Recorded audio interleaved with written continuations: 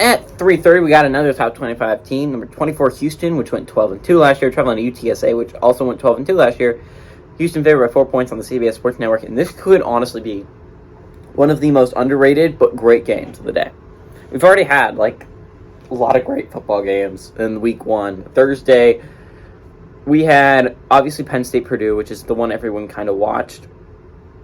And obviously, Pitt-West Virginia is one that everyone remembers. But honestly, Bryant-FIU was a phenomenal football game. And St. Francis-Akron was also a phenomenal football game that not a lot of people watched, but those who watched it were it was a really good football game. And then Friday, we got Indiana-Illinois, which wasn't the best game till the end. Really some questionable calls by the ref, honestly. Touchdown by Illinois was most definitely a touchdown. He got the touchdown twice on the play, somehow overturned. I don't know how the hell that worked. And then on Indiana's last drive, even though they did end up getting a touchdown, there's 12 men on the football field for Illinois. Indiana snaps the ball. The refs let the play go through. They call 12 men on the football field, and then after further discussion, they decide to void the entire play for no reason. There obviously must have been a reason, but since the ref decided to turn off his mic when he was going to announce it, we don't know what the heck that reason was. But Houston UTSA has the possibility of being a really great football team. UTSA was a team I was talking about. It was like the second to last group of 5 team I was talking about. Like outside of Cincinnati, UTSA was the only group of 5 team that I was talking about for the last part of the season.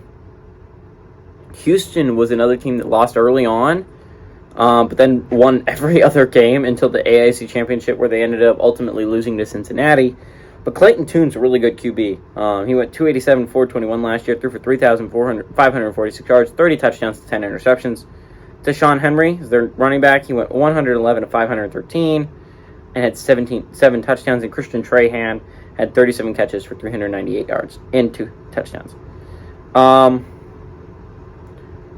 UTSA returns Frank Harris. Frank Harris was an elite quarterback last year for the Roadrunners.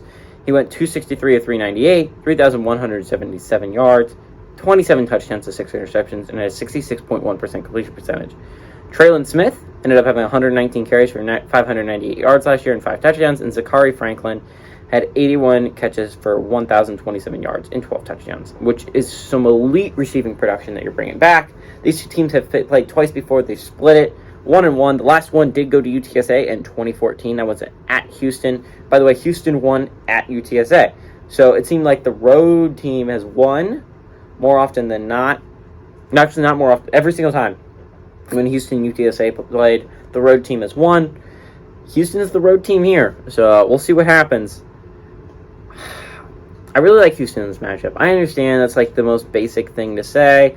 They're favored by 4 points. They're a top 25 unit. But I legitimately do believe Houston could be a team from the group of 5 that makes the playoffs this year. Houston looks like that good of a squad. The defense is that good.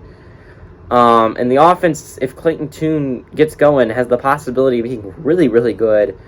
UTSA obviously looked really good last year, but I just don't know if they're going to be able to keep that same level of production against a good team like Houston, especially starting off the season. You're normally a little bit rusty. I'm going to go Houston here, and I think they win. I think they cover the 4-point spread.